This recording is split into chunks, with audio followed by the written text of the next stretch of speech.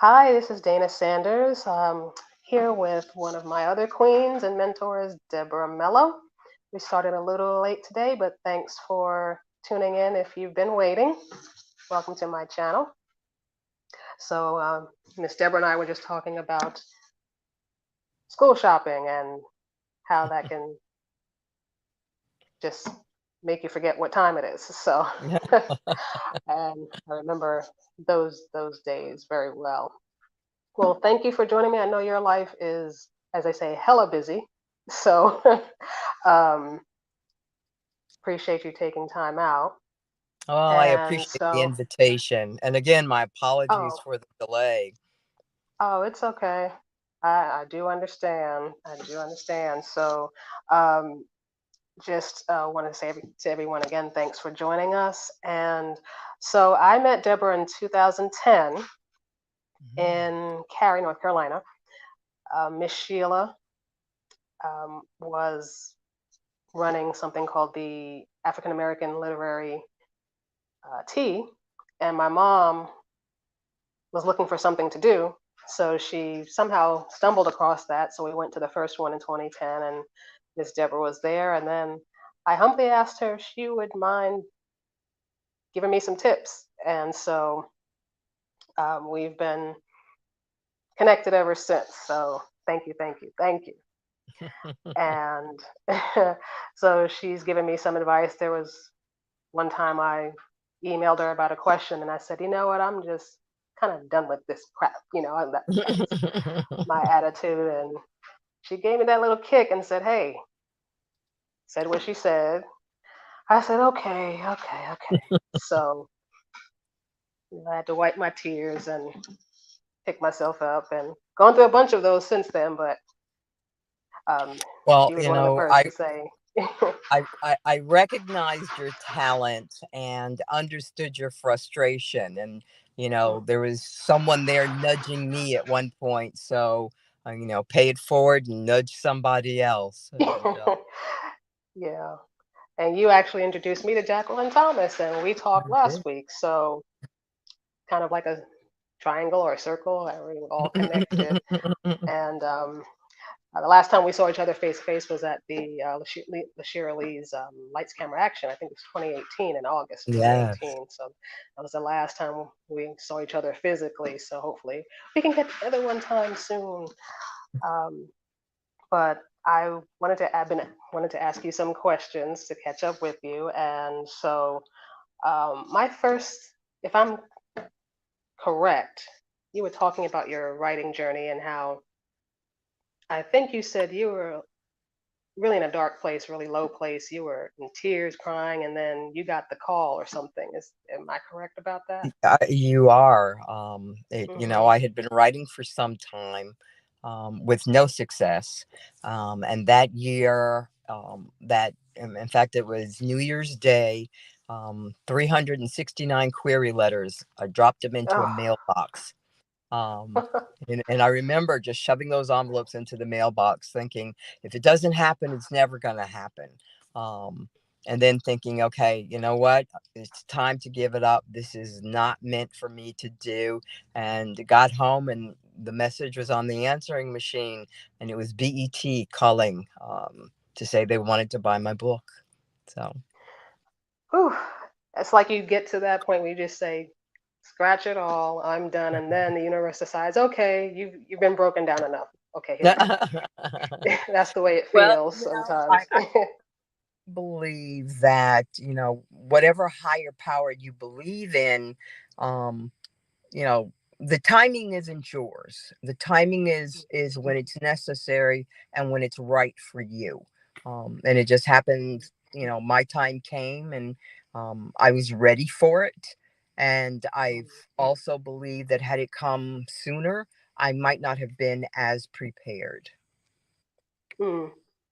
I think Steve Harvey said something similar. He said, if I had gotten what I have now, I'd probably killed myself, with excess and all that stuff. So I get sometimes getting it later in life, but ooh, that journey, that is a long journey. Yeah. So, And we all have one, and each mhm, journey is different for every one of us. So my journey might not be your journey might not be someone else's journey, but whatever steps we need to take to get us where we need to be is meant solely for us. And we just need to remember mhm, that sometimes. Um, I yeah. think I often post a replay of a Beverly Jenkins speech, when she says, someone else's blessings are not meant for you. Your blessings Hmm. will come your turn. So, and I Yeah, paraphrase that. uh-huh. I made a joke with my mom.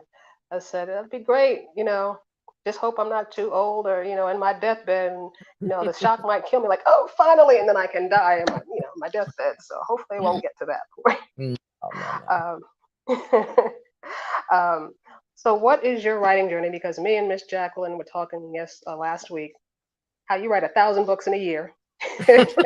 And Well, I'm getting so older now, just, so I don't do that anymore. oh, okay. But I when don't you do were, that. That takes a lot okay, out of me. so, uh-huh, Um, yeah. for me right now, the journey is really about telling stories that mean something to me. And that has kind of always been my journey, but at times when you're contracted with a publisher, you have to kind of bend and sway to their wants and needs. And now I'm only bending and swaying to my own needs, and telling those stories that I want to tell. And I find myself transitioning out of romance more into suspense and mystery. Hmm. Yeah, I noticed that. And so that was going to lead me to my next two questions, which is, okay, so you don't write 1,000 books a year, you only write 200 now, Yeah. maybe. So, what is your writing process? um, it has changed immensely over the last few years because I've gone through so much um family drama, with my father Hmm. getting ill and then passing away, and now caring for my mother. It's almost transitioned back to when my children were younger, and I had to sneak in whatever time I could to get the writing done. And that's okay because that was something I knew and was comfortable with. So being back at that point has actually been kind of enlightening. Has shown me, I can still do that and still produce good work. So I think with respect to the journey, it's forever changing, and I'm always learning. Hmm. So, when you say you're moving from more romance to more suspense and mystery, are you looking at single title mysteries? Or are you looking at a series of thrillers or suspense? Both, both. Hmm. What I've learned over the years is not to limit myself. Hmm. I'm capable of writing anything I want to write. So why put a limitation on myself? If I want to Yeah. do a series, I can do a series. If I want to do a single title, I can do a single title. If I want to do a short story, I Hmm. can do 100 short stories. Hmm. There are no limitations and to what I can aspire to. I agree. I mean, I've wanted to do a mystery series myself, but I feel like I want to get the romance and romantic suspense down, and then I can focus on doing that too. And yeah, I've heard a lot of writers. Jackie said the same thing. Not sticking to one thing if it's not what you feel Right. you want to do. So definitely, as someone used to say, expand your horizons. So Mm-hmm. that's what I want to do too. So I was, and you also, I mean, you've done suspense, you do romance, you've done, I don't know if they would call it women's fiction with Rested Waters, Mm. that book. Um, So, yeah, that's for me. I think that's more literary fiction. mm, okay. literary fiction. Yeah, those stories Oh, tend to be a little dark. right. Yeah. Well, when I read that, I was just, it caught me up in the story and her journey. And there were parts where I said, oh God, no, I can't read this. I have to put it down. And, okay, I got 5 minutes. Now I have to go back and figure what else happened to her. So, um, so yeah, you've had a eclectic career, put it that way. Yeah. And so, what advice would you give to debut authors or even aspiring authors? One time I used to tell authors, or aspiring authors, just to write. Mm, You never get anywhere if you don't write. But now I think the best advice I can give any author is to learn your trade, mhm. educate yourself, continue to educate yourself. The industry is changing. The dynamics of writing and how people are telling stories is changing. Keep up with your craft. If Right. you are not forever striving to perfect your craft, you never get there. And there is no perfection, but you want to get as close to it as you possibly can. Right. It's like an entertainer, a singer, an actor or actress, Hmm. comedian, anything. I mean, one of my pet peeves are these. There's a difference between actors and movie stars. Right. And so I see the movie stars and I go, can you just learn the craft somewhat so you can Exactly. Yeah. so you can be better at it? I mean, And that's it. I mean, you but can no. have all the talent in the world, but if you don't know what to do with that talent, it's wasted. So, Hmm. Exactly. So, who is your, if you can pick, who is your favorite character that you've written? mm, probably the current character I'm working on. Yeah. Uh, you know, I think it's interesting. I can't recall who it was who said once. Someone asked her, which of her children was her favorite child, and she Yeah. said the one that needs me the most. Um, Oh. you know, the reality of that is that your children are always in need of you, and each one has a moment when they need you more than another. Um, Hmm.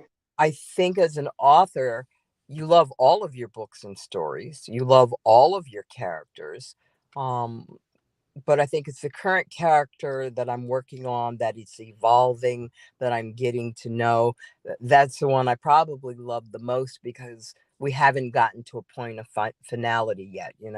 We haven't got to the end where that story is done. So there's still so much to learn about that character. I can understand. I can see that. And then the other Mhm. characters might get jealous if you pick one, so And that's okay. that's a Exactly. good. So, who would you want to play you in the movie of your life? Oh, good question. Who would I want to play me? Um,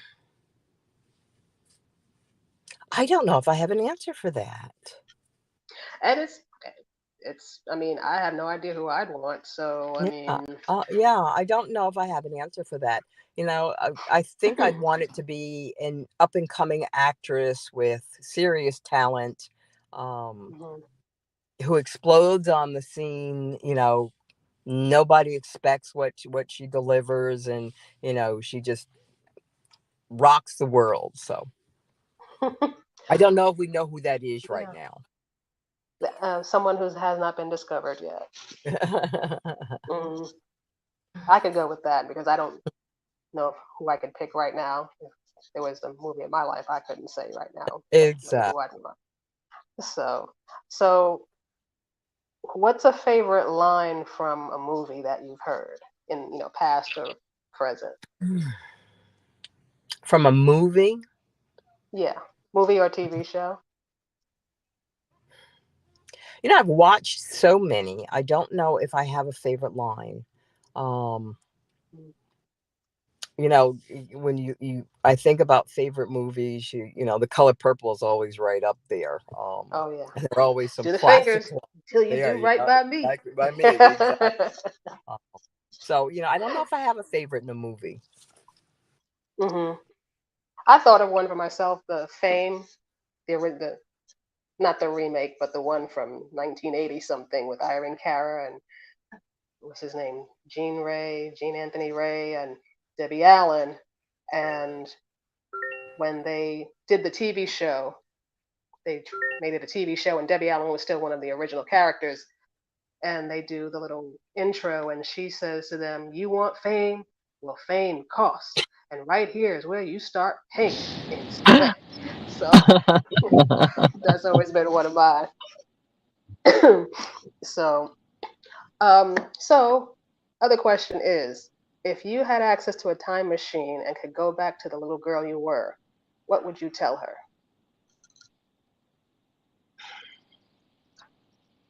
Ignore the boys and never give up on your dreams. Huh? I like that one. Ignore the boys and never give up on your dreams. I Mm, think as growing up in a generation of women who played second to men, mhm. um, yeah, no, no, dream first, aspire to Yeah. whatever you want to aspire to.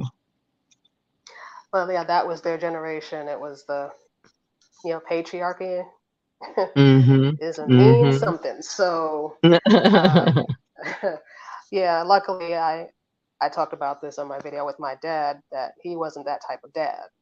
So You're I'm right. very thankful and grateful that he didn't play into patriarchy and Mm-hmm. uh, because I can't imagine what that would have been like. So who would you want to play who would you want to play as the hero or heroine of your most recent book? Mm. A young Idris Elba. Hmm. All right. A young Idris Elba. The character's younger. It's my book for playing with danger, hmm and yeah, it would be a young Idris Elba. Okay. Tall, My dark, mom and didn't have that book. handsome. Tall, dark, and handsome. Just someone that exudes confidence and personality. Um, but he's got a youthfulness to him that Idris doesn't have anymore. uh So. well, I can picture young Idris Elba. Okay, Yeah, I can yeah, see that. So, what's your favorite type of food? Sweet, salty, spicy, or savory? salty, Mm. salty. I'm a You're a potato salty chip chick, and huh? yeah, salty. uh, oh gosh, I'm more savory and sweet No, and no. sweet. Yeah, sweet and savory. That's me. So, well, my last question for you is, what is the ultimate purpose of life in your experience? To touch someone else's heart. To touch someone Hmm else's heart. Um, to make an impact on the lives of others. Even if it's one single person, I think. Um, yeah, hmm yeah, Sometimes just that one ripple can spread e- throughout the pond. So, exactly. And you hmm never know what that one ripple will expand to. You know, the ocean may suddenly widen. So yeah. Well, Miss Deborah, thank you so much for taking time out of your busy schedule to chat with me. I'm glad I finally got to see you again, even though it's on a screen. And And hope everything goes well with the princess and the queen mother and Big Daddy too. I appreciate that, and I appreciate you. Thank you so much. And again, my apologies for being late. Um, Oh no, yeah, it's okay. Well, alrighty. thank you everybody for joining me with getting to know Deborah Mello. And I hope you'll watch this. And if you like it, please press the thumbs up button, maybe even subscribe. Excuse me. All right. Thanks, everybody. Have a good night. Thank you. Take care.